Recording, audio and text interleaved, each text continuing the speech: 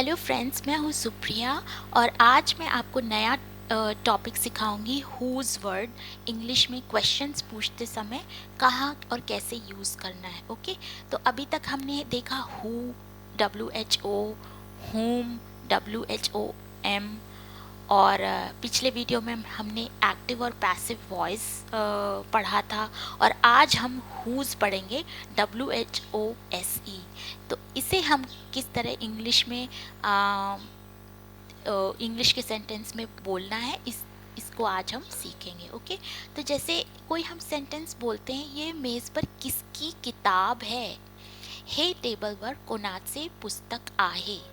तो ये जो आप पार्ट देख रहे हो, किसकी किताब, कोणाचे पुस्तक। ओके, तो यहाँ किसकी की जगह हुज आएगा और किताब की जगह, जो उसका किताब को इंग्लिश में बुक कहते हैं, तो बुक आएगा। कोणाचे पुस्तक, कोणाचे की जगह हुज आएगा और पुस्तक मीन्स बुक। ओके, तो हुज के तुरंत बाद कोई वस्तु ही होती है, यानी किसकी किताब, किसकी टेबल, किसकी चेयर, किसका पेन। ओके, कोणाचे इवन हस्बैंड वाइफ, यानी कोई इंसान भी हो सकता है। ये किसकी बहन है, ये किसका भाई है, ये किसके पापा हैं। तो उसमें भी आप हुज लगाओगे और उसके बाद यानी किसके पापा, तो हुज फादर, इस तरीके से आप बोलोगे। ओके, कोणाचे वडील, तो आप बोलोगे हुज फादर। ओके, तो अभी यहाँ पे ये तो हमने समझ लिया। ओके, किसकी किताब, ये कोणाचे पुस्तक, हमें इस तरह बोला हुज बुक। लेकिन पूरा सेंटेंस कैसे बोलना है क्वेश्चन पूछने में, यह तो आप इसको अभी पहले साइड में रखो, किसकी किताब, कोणाचे पुस्तक को, और आप इतना बोलने की कोशिश करो, यह मेज पर किताब है, हे टेबल पर पुस्तक आहे। तो आप कैसे बोलोगे? The book is on the table. तो ये तो हमने ऑलरेडी सीखा है, इसलिए मैं आपको कहती हूँ कि आप मेरे सारे वीडियोस सीक्वेंस वाइज देखो, ताकि आपको अभी जो ये जो सेंटेंस है, ये मेज पर किताब है, ये हम ऑलरेडी सीख चुके हैं। तो अगर आपने वो वीडियो देखा होगा जिसमें हम सीख चुके हैं, तो आपको ये आसानी पड़ेगी। तो आप पहले इतना सेंटेंस इंग्लिश में बनाओगे कि यह मेज पर किताब है, हे टेबल पर पुस्तक आहे। आप इस तरीके से बोलो कि this the book is on this table. Okay, अब इसे क्वेश्चन की तरह पूछना है, क्योंकि यहाँ पे क्वेश्चन है, यह मेज पर किसकी किताब है। ओके, तो हुज बुक हमने अभी अभी सीखा, तो हुज बुक से स्टार्ट करेंगे और बोलेंगे whose book is this on the table. Right, तो this is on the table का हो जाएगा is this on the table. तो क्वेश्चन पूछते वक्त जो जो जैसे अभी हमने सीखा कि the book is on the table. Okay, is on the table, is this on the table, तो उसको हम उल्टा कर देंगे, the book is on this table, is the book on the table, और is the book on this table, तो उसको हम उल्टा करके बोलते हैं। तो अगर हुज बुक लगा है तो हम उस वहाँ से स्टार्ट करेंगे और बाकी का सेंटेंस बोलेंगे। तो whose book is this on the table, यह मेज पर किसकी किताब है, हे टेबल वर कोणाचे पुस्तक आहे, whose book is on this table. Okay, whose book is this on the table. Alright, next sentence देखते हैं, कुर्सी पर किसकी जैकेट पड़ी है, खुर्चीवर कोणाचे जैकेट पडले आहे।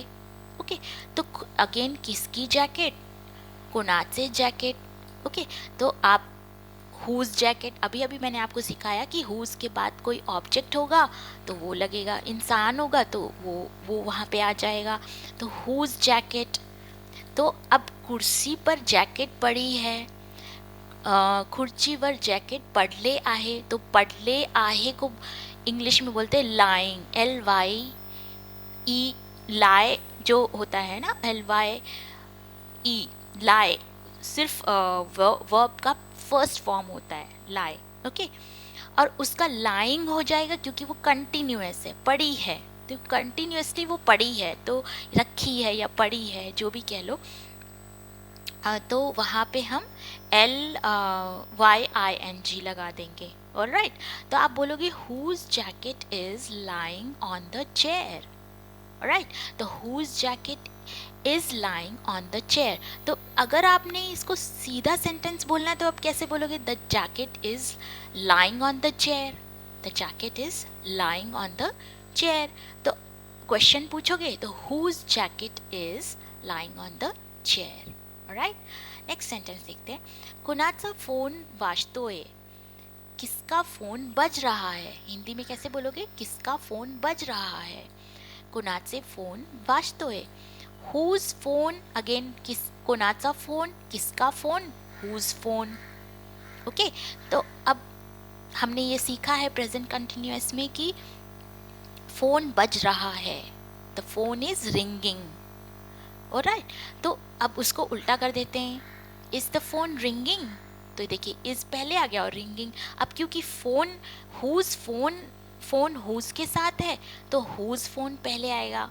राइट, तो whose phone is ringing. Whose phone is ringing. कुणाचा फोन वाजतोय. किसका फोन बज रहा है? Whose phone is ringing. Okay, next sentence देख लेते हैं. घर के सामने किसकी कार पार्क की गई है?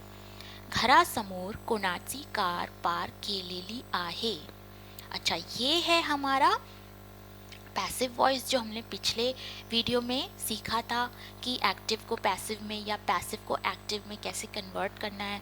तो यहाँ पे कैसे बोलोगे कि घर के सामने किसकी कार पार्क की गई है? तो किसकी कार? Whose car. पार्क की गई है किसी के द्वारा, द्वारा, तो किसी के द्वारा पार्क की गई है जो आपको नहीं पता. तो हमने ऑलरेडी सीखा है कि अगर पैसिव वॉइस है और आपको नहीं पता है तो वहाँ पे बाय आना चाहिए, पर वहाँ नहीं लगाते हैं हम, और हम बाकी का सेंटेंस बोलते हैं. जैसे अब कार है तो प्रेजेंट टेंस है कि पार्क की गई है तो इज लगेगा वहाँ पे. राइट, तो हुज कार इज पार्क्ड घर के सामने, इन फ्रंट ऑफ द हाउस.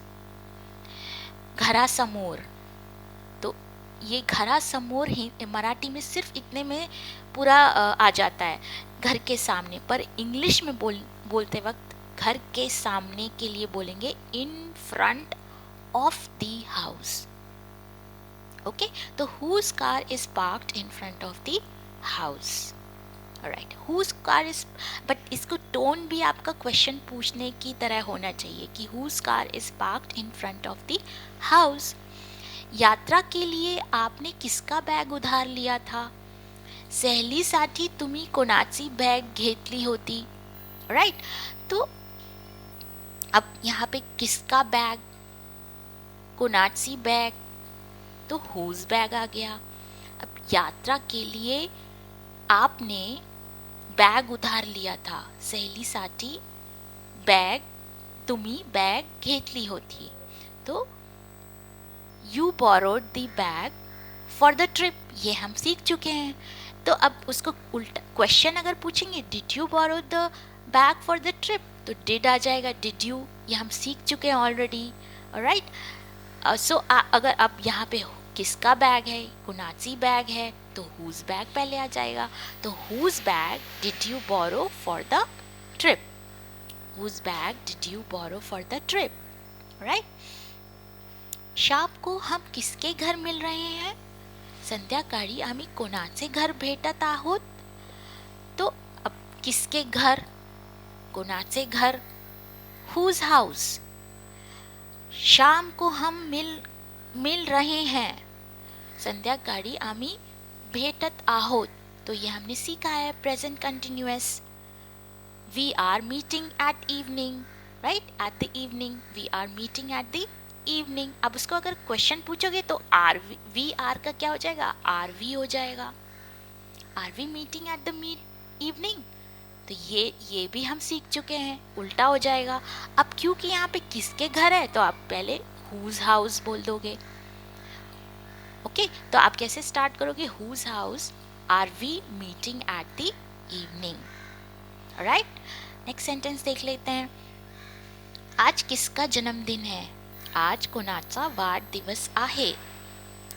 तो किसका जन्मदिन, कोणाचा वाढदिवस, तो हुज बर्थडे. इतना अब हमें पता चल गया है कि हुज बर्थडे.